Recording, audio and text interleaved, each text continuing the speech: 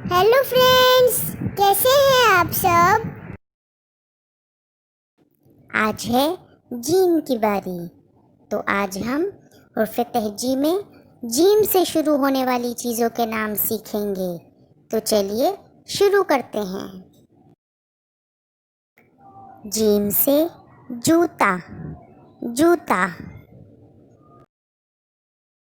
Gym से जहाज, जहाज।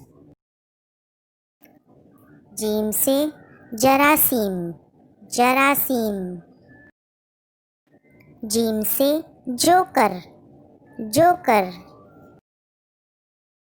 जीम से जूस, जूस। जीम से जेब, जेब।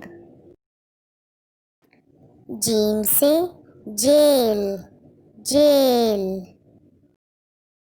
जीम से जामुन, जामुन। हमारी वीडियो को एंड तक देखने का शुक्रिया। Bye bye.